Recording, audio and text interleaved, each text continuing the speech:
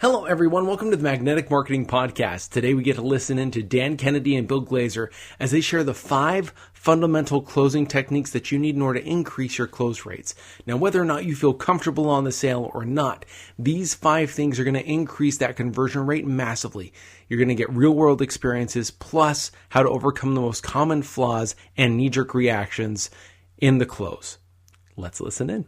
I don't think there's anybody that has had a bigger impact in the field of direct response than Dan Kennedy. The legend of Dan Kennedy should be ignored at your own peril. They're not really lessons, they're kind of laws that you live by. Dan opened my eyes to what small business marketing looks like.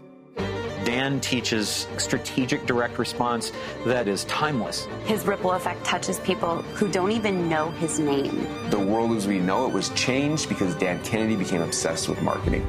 Welcome to the Magnetic Marketing Podcast with your host, Dan Kennedy. Well, hello, Glaser Kennedy Gold Plus members.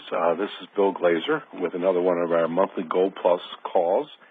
And this call is sort of going to be twofold today. Number one, it's going to be the next level follow-up of last month's call when Dan and I talked about the 8 control factors that control closing percentages. And then today's call is sort of like the second part to that, which is 5 fundamental closing techniques. And Dan and I are going to go through those with you today. With that, I'm happy to say that Dan Kennedy is with us today. Dan, how you doing? I'm doing great.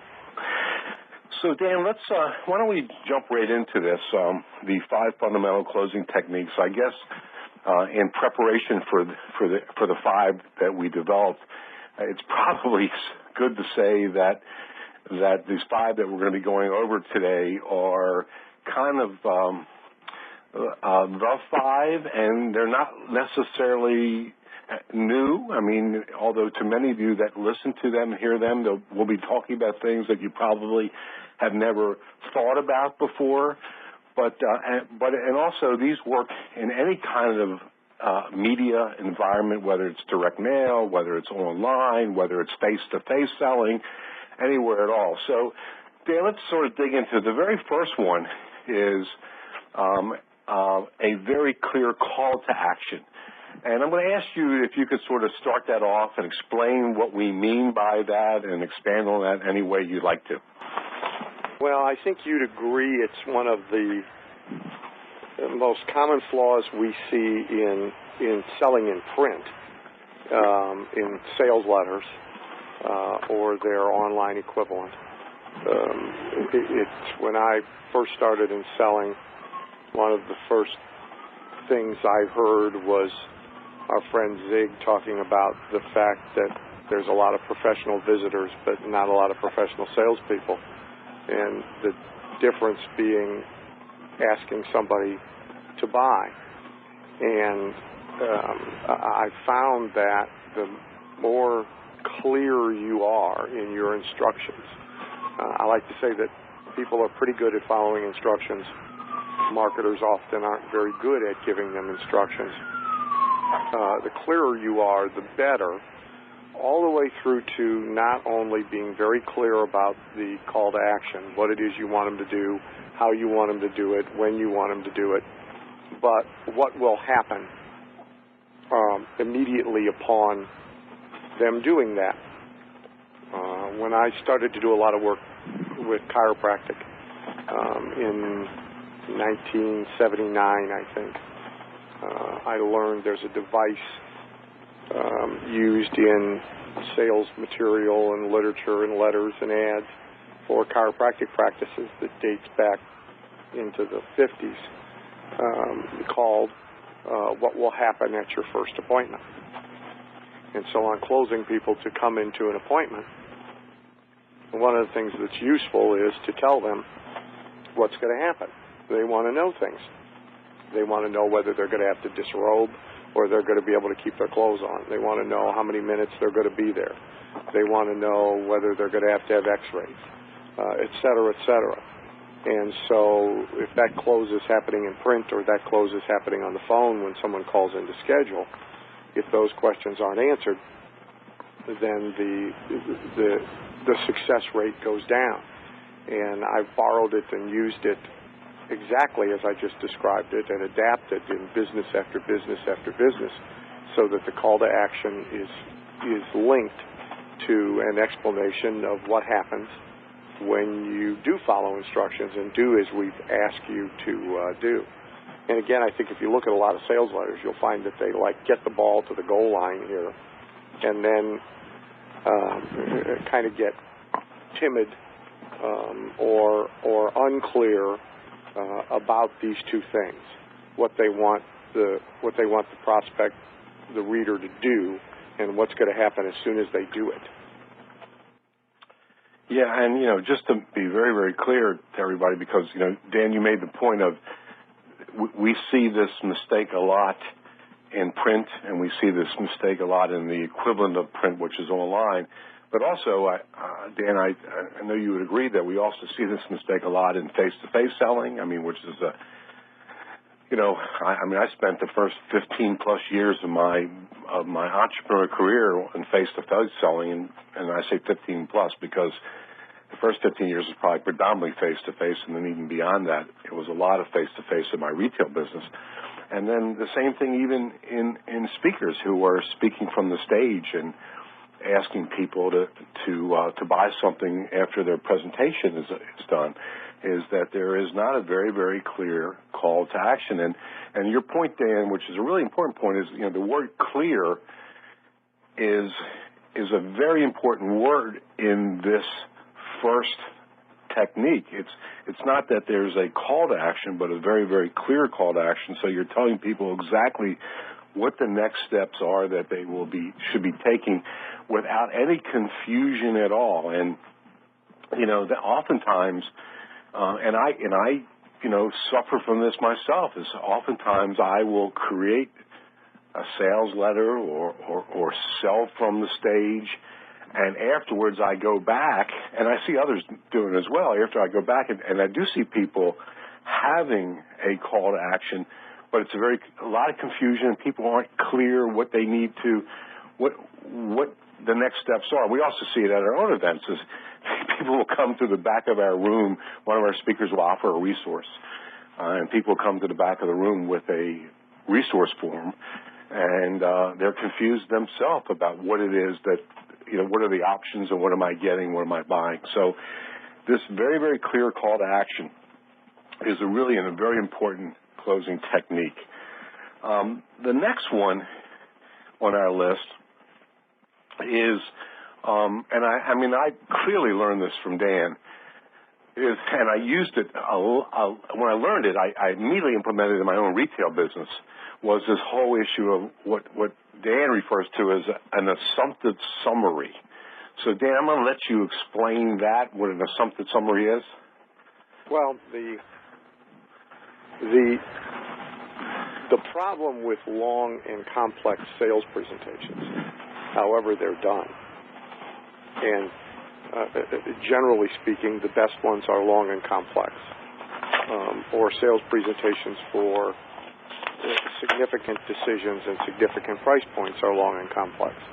The problem with them is that the prospect forgets part of them, often the middle, by the time they get to the end.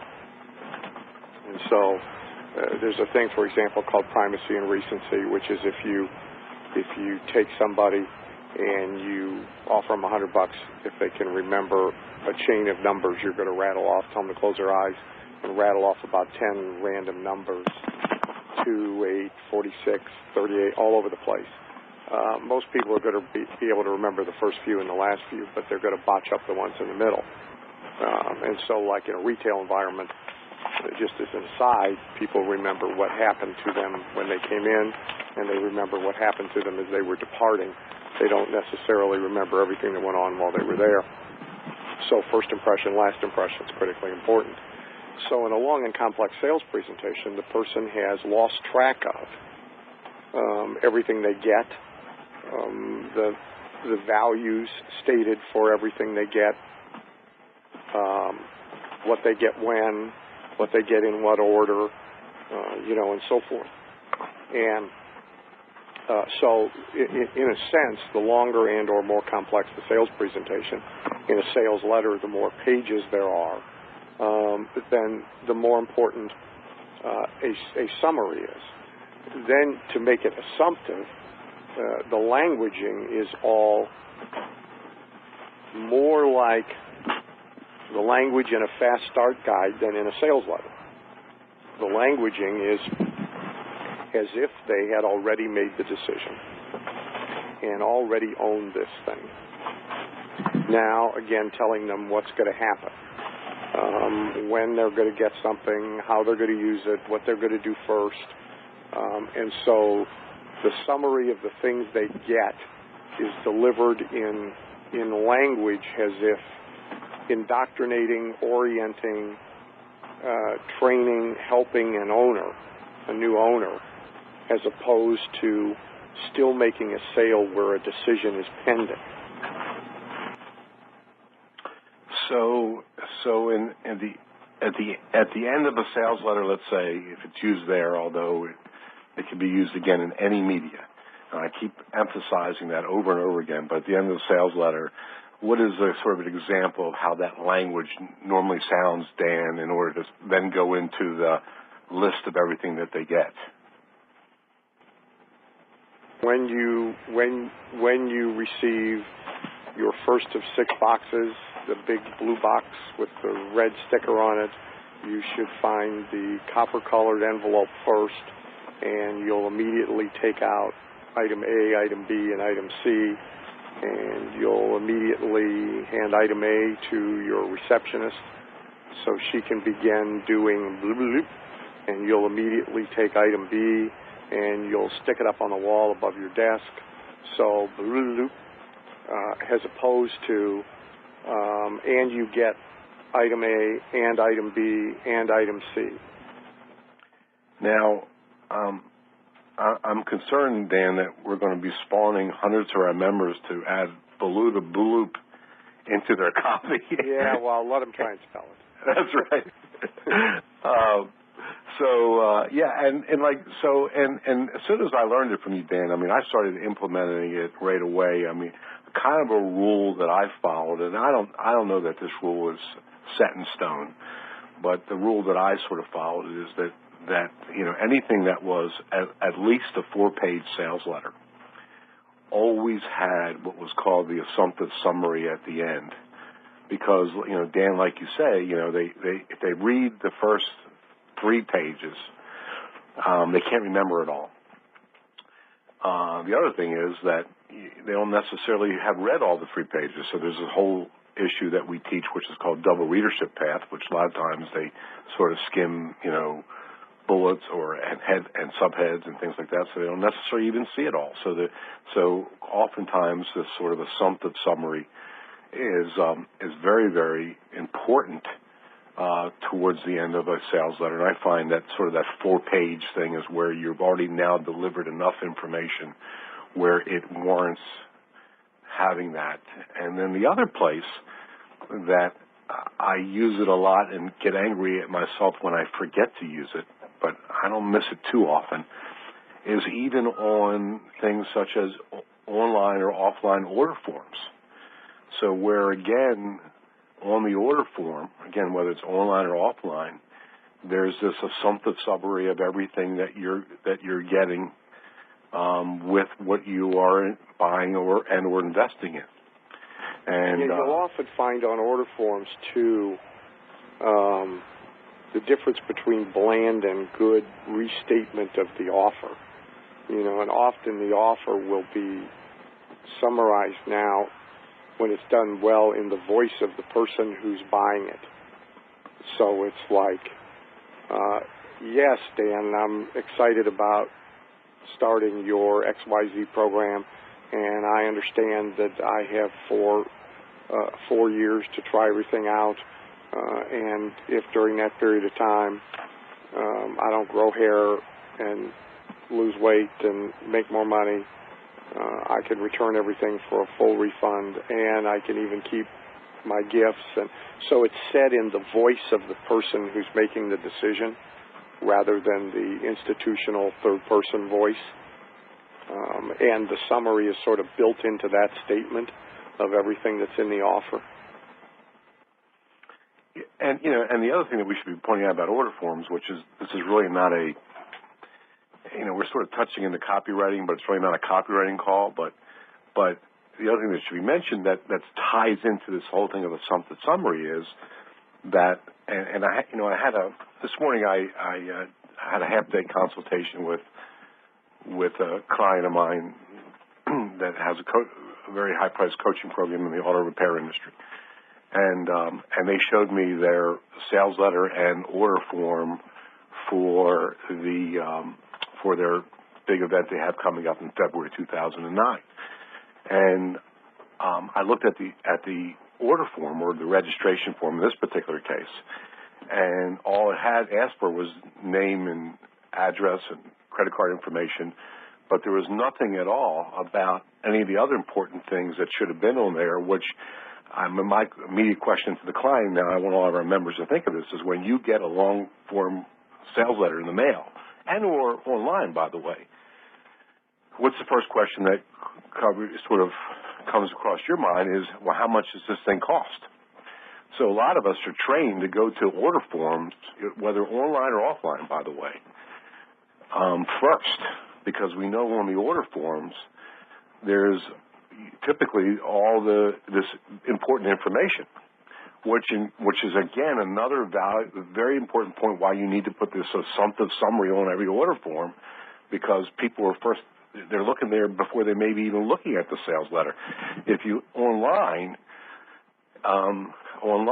if you track your how many people come to your order form online but don't buy, if you ever look at that statistic, and there's very easy ways, by the way, to be able to get that data, it's staggeringly high, well over 90% come to your order forms online and never buy. And it's all because of this reason I just pointed out, which is because they're trained to know that the sort of the short form of what they're getting and how much it's costing is all sort of listed there. So if that's the case, then you need to make sure that your online or offline order forms do this heavy lifting for you to be able to be another sales tool for you in order to further get a good result. Well, and look, that's why all forms of selling other than face-to-face are more difficult, because you sacrifice control. I mean, no encyclopedia salesman, a vacuum cleaner salesman or a fire alarm salesman ever arrives at the house, walks in, and says, by the way, the price is $2,800. Shall we go further? You'd never sell any encyclopedias, vacuum cleaners, or fire alarms doing that. And so, the price is revealed at a particular point in time in a particular way after appropriate sales presentation within context, etc. And the salesperson has an opportunity to respond to price questions and objections. So we take all that away every time we sell by other media. Now, some people sacrifice it more than others. So you take a website, do you let them hop around it, or do you not? But some people try and control it a little. In direct mail, the technique of, the order form is inside the second sealed envelope, etc. But basically, we lose that control when we sell by any means other than face-to-face. And that requires then Herculean effort to be sure that we make up for it every place we can, every way we can. By the way, to that point, as far as having less control in that kind of an environment, and I'm going to be showing a lot of great examples of this at the Info Summit during the evening when Dan and I teach advanced copywriting for information marketers. Although this applies to just more beyond just information marketers, is one of the real darlings right now. The whole online sales process is sort of the delivery of online video/video webinar, which my belief of why conversion is significantly higher using that tool.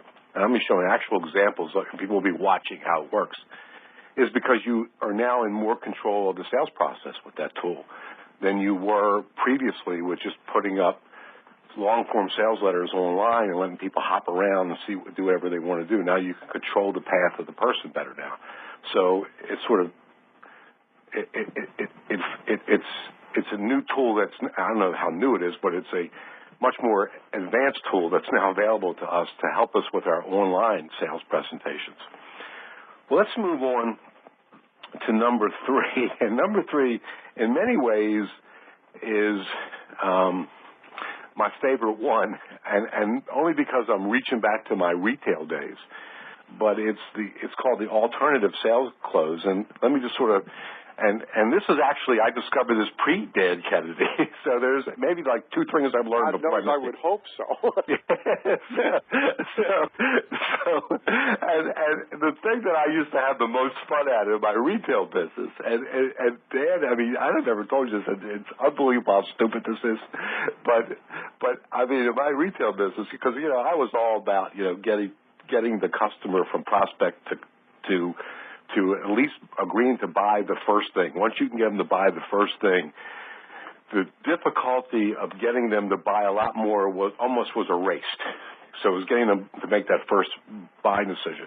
And a lot of times when I had a prospect that was stalling, my simple close was always, would you like that in a bag or a box? And that was my alternative close. And I couldn't believe how well that thing worked. You know, once I started using that, you know. So Dan, why don't you sort of describe a little better, then I'll come back and talk about a little bit more about the alternative sales close. What exactly do we mean by that? Well, I mean, as you've just illustrated, I mean, people, you know, it's awkward to say no to a choice of 2 or more options, any of which, of course, are acceptable to you, the seller. So, to the question of bag or box, the answer no is not a natural answer. It's an awkward answer. We had this deceased now, but there was a very famous telephone sales trainer who I produced tapes 4 years ago. His name was Tom Norman. And Tom's whole premise was, you know, your end to every statement and every question, regardless of what the person said at the other end of the call, was to set the appointment was always, which would be better for you, morning or afternoon? Which would be better for you, Tuesday or Thursday? Which would be better for you, you know? And because it's awkward to say no. The 2 structures that I've always liked best are good, better, best, where they are choosing between good value, better value, best value, that sort of thing, or where they and so like even the guy that runs the dog resort where the $1 Million Dog goes. I mean, there's a choice of 3 suites, 3 types of suites. Or there's self-selecting choices, which, like in financial services, is like, which is more important to you, growth or preservation of capital. And 2 or 3 of those choices leading up to the ultimate one virtually guarantees that the ultimate one's going to be made, by the way. But I've never liked, and I learned the same way you did from face-to-face selling, that yes or no questions invite no's. And you never want to structure a question that invites a no. Yeah, and you know, a couple other sort of examples of how this is often used is sort of with choice of payments. I mean, you know, did you want 2 months, 4 months, 6 months? Another way, which is one of my very favorite ways to use, and a very successful campaign I once created for a bank, was choice of premium. So yeah, now I'm a big fan of that. Pardon me? I've used that a lot. Yeah, and it's one of my favorites. So, and in the case of the bank, I dangled 6 different premiums in front of them and let them choose which one of the 6 they wanted. And which, again, I have found, so most people, when they use premiums, they're offering one premium. And I've found the multiple premium choice significantly increases response, and it also is a great closing percentage? Because now it's sort of hard to turn down. Now that you have them engaged in picking out which one they would want, it's hard for them now to turn down the opportunity to move forward. It shifts the focus of the decision from do I want to buy this thing or not to which of these goodies do I want.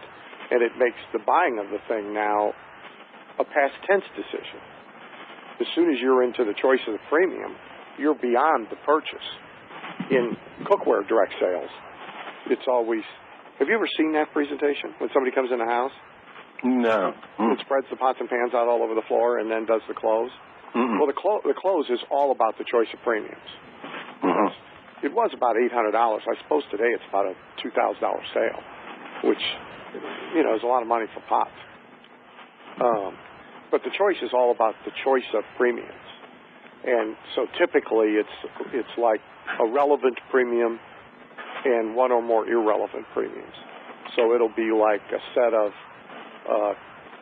cutlery and fine china and coffee maker, and it'll be a collection of that stuff.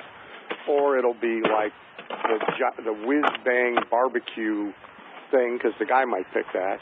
Or it'll be a trip to Vegas. And they literally wind up now in discussion with each other about which of the premiums they're going to take. You now never really ever had are you going to buy the cookware or not conversation. Mm-hmm. It went away. Mm-hmm. And you were right into these choices.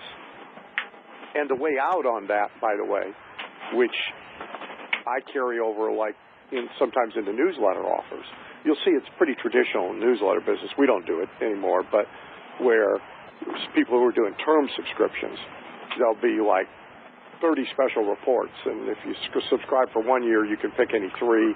If you subscribe for 2 years, you can pick any 6. If you subscribe for 3, you can pick any 8. And then the way out is, if you want them all, you just add X amount to your order. So the cookware business is the same way. Ultimately, the way out of that is, well, if you want all the premiums, we just add $2.92 a month to your payment, and they take them all.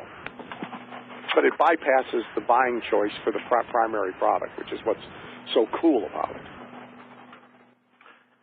And listen, I would imagine in any in-home sales presentation, that would easily be transferable, and in many face-to-face sales presentations that could be applicable also. I mean, that's just really brilliant. I've never really seen which one of these. Let's work together to figure out which one of these would be best for you. It's terrific. Let's move to number 4. And number 4, I would basically make the statement that number 4 must be really present in every one of the 5. So if you don't use number 4, you're going to significantly suffer what response you could achieve. And number 4 is obviously is urgency, is adding urgency to the sale. So, again, Dan, I'm going to let you first start again talking about this, and we'll go from there. Well, clearly, the direct response rule is no deadline, no offer. And the urgency issue is that just as the temptation, the almost instinctive, ingrained reaction when you walk into a store and somebody says, "May I help you?" You say, "I'm looking," even if you actually want help to find something. It's just like a knee-jerk reaction. And everybody's knee-jerk reaction to finally reaching the point where it is time to fill out a form, write out a check, sign a contract, pick up the phone and call and make a purchase. The knee-jerk reaction is to set it aside to do it later. And so everybody on the call, you'll see a TV infomercial. You'll be intrigued by the product.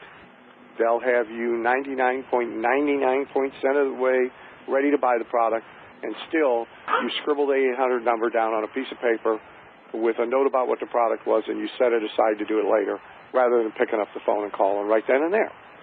And if you're a catalog buyer, you fold corners down of pages of things you want and then set the catalog aside. You don't immediately go buy, et cetera, et cetera. So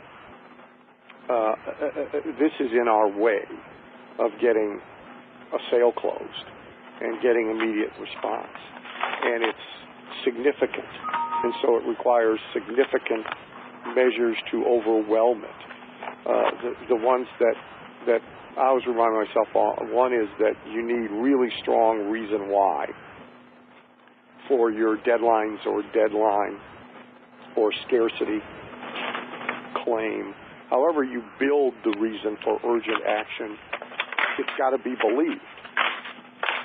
Multiple reasons are better than single reason. Carrot and stick is better than one or the other, meaning that there's benefit for immediate action and there's penalty or risk of loss or fear of loss for delayed action.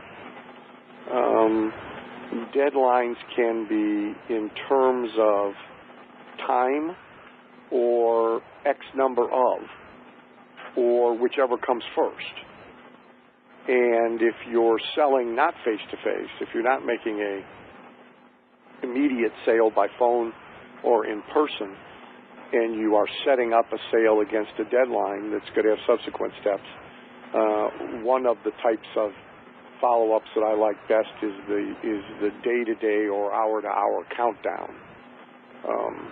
You see that used, well, QVC and HSN use it constantly in home shopping. You also see it, Dan, a lot now online where... yeah, it's moved from television that's exactly shopping to infomercials to online with the countdown clock. Right. Yeah. And because, urgency is best expressed in minutes. Next best expressed in hours. Next best in days. And the urgency weakens as the time increment lengthens. So weeks are weaker than days, and a month is weaker than weeks. It's amazing how many people get that wrong too. Because when I was doing most of my work in retail, I used to, especially the quote unquote seasoned veteran retailers, used to fight me on that all the time on giving relatively shorter deadlines, because they would say, well, the guy's not ready now, but maybe 6 weeks from now or 2 months from now he'll be ready. So why am I going to get this? Why are you suggesting to me to do this deadline now? I mean, I get that fight right now with Ford Motor Company when we send out something for them to an offer to fill up their repair bays with repairs. They fight me tooth and nail on Yeah, you get that fight with everybody. You get it with restaurant owners. We got it with Miracle Ear. Mm-hmm. I get it with information marketing clients, like for their seminar and boot camp campaigns, is they extend the deadline so long that it does not apply urgent pressure on the reader and recipient. And their fear is, well, what if somebody leaves it lay around for a week and reads it and then they don't have time to respond? Mm-hmm. That's more than an acceptable trade-off against the ones who now have maximum pressure to respond. And it's why a long campaign that extends over months for something really has to be busted up into a series of short campaigns. That's right. With really time-tight expire dates. And that it's also the whole... I mean, when you go back to the original magnetic marketing system where you teach sequential marketing, one of the important component parts of the sequential marketing is that each of those it's a way to take a longer campaign but add a lot more urgency to it in little bite-sized pieces. And, whenever, from the stage, I usually say that, my rule for deadlines is historically no more than 2 weeks. Now, there's reasons to break those rules, and I break them myself. But 2 weeks, in my retail business, I never was more than 2 weeks. And I actually found my retail business either 4 days or 1 day oftentimes brought me a better result than 2 weeks even brought me. So which proves your point, Dan, exactly about the shorter deadlines often will increase response. And I'm also glad that you pointed out, and I want to make sure nobody missed it, that, you know, your comment about no deadline, no offer, that historically when we say that to people, what comes through their mind is deadline. They immediately equate deadline with date. But another way that you can be successful with deadline, you mentioned, is also with sort of the limited quantity. So it doesn't have to just be date, but you do have to have urgency. And if they don't respond, they're going to lose out on something, and they've got to feel that pressure. Yeah, you can do scarcity and you can do impending event. I mean, in my early multi-level days, see, there's no real, if I do a recruiting presentation, if I show you the opportunity on the chalkboard tonight, what's the urgency to join? Because it's the same deal next week and the same deal the week after that. Right? So the urgency created has to either be, A, I only accept 3 people a month to work with, and after that you're on a waiting list. Or, better yet, I've got 2 evenings open next week to work with new people, and after that there's a 4-week wait. Which of these evenings do you want, Tuesday or Thursday? And so in every sales circumstance, and when you can't do it, it's a real problem. The fire alarm business is fresh in my mind because Bill Driscoll from T-Tech was at the Chicago seminar I just did. And, you know, one of the problems in the fire alarm business, if they come in and make a fire alarm presentation to you in your home tonight, to you and Karen, they have to convince you that your house could burn down around you like tonight. This precludes, however, making the sale and coming back and installing the alarms next week because it's incongruent. And so whoever is the salesman has to at least be capable of hanging one alarm, and better have one with him to hang. And years ago, they have found a way to do business, which I never thought they would, but years ago I had a guy at a seminar who was mad at me for days because he's the inventor of fireproof paint. And you actually can paint wood with this stuff, then pour gasoline on it and it won't light. So you can have a completely fireproof house. The problem is, amongst other problems with this product, like shipping weight and so forth, but the real problem is if I send a sales guy into your house tonight and he convinces you and Karen your house could burn down tonight, how does he paint it before you go to bed? I can hang an alarm. I can't paint it. And, you know, unless he's going to get you to go pack your bag and move you out to the Holiday Inn right now, there's a real incongruency in there. But when it can be done well, the impending event is a great urgency because you have to make a decision because this thing is happening right now, tonight, tomorrow. This scheduling is occurring, or this could happen to you tonight if you don't make this choice. But the last one, which is our 5 fundamental closing techniques, and in many ways is attached to the second one we did, which is an assumptive summary, because the operative word there is assumptive. This one also has an assumptive component to it, which is making the assumption and focusing on what happens next. So it's an assumptive sale, and the big focus, and Dan actually gave kind of an example of it before, but what happens next. So Dan, why don't you explain that in a bit more detail? And I do believe that even in the assumptive summary, you kind of alluded to it at that point.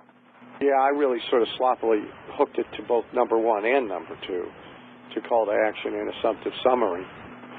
I mean, basically, you know, if you can get people, again, to just bypass the actual buying decision and get into some version of what happens now that they own it. So measuring for where in your house the plasma TV is going to go, the scheduling of which 2 nights a week your kids are going to come to the martial arts classes, which of the next 2 orientations they're going to be at. Some version of moving right into usage.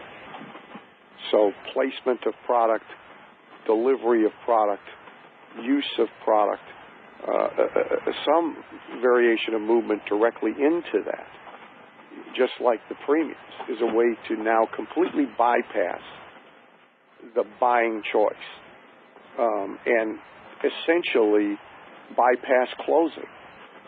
There is no real close. There is a leap right into use of product or fulfillment of service. Yeah, and it was interesting. I was this week I had coaching calls for people in my VIP mastermind group, and one of the people, and might very well be on today's call, is a gentleman named Jeff Waltz, who sells a rather pricey piece of machinery that takes a piece of metal and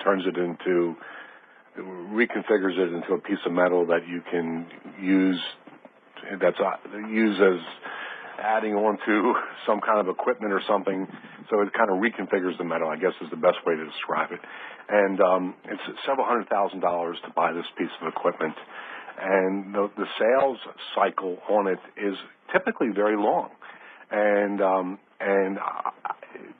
truth be told, that this approach that you just outlined here, which is sort of the assumptive approach, then focusing on what happens next, would be a really smart way to shorten that sales cycle. So talking about, when the piece of equipment will be delivered, how many of them, why it needs to be delivered by this particular time, because if not, we can only get it, which is true in his case. He's a limited supply of the number that he can get.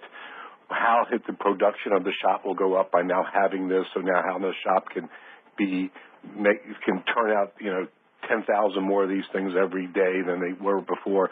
All talking about what happens next after the delivery of the equipment would be a very, very smart way to utilize this strategy. And it's amazing the number of people who put themselves into a sales situation, in person or phone, and don't have this kind of ending structured at all. I mean, I had one call today, and I had a phone appointment about a week ago. In each case was somebody attempting to sell me something. And both fairly complex sales. And at the end of the call, they basically, stopped. I mean, they did not have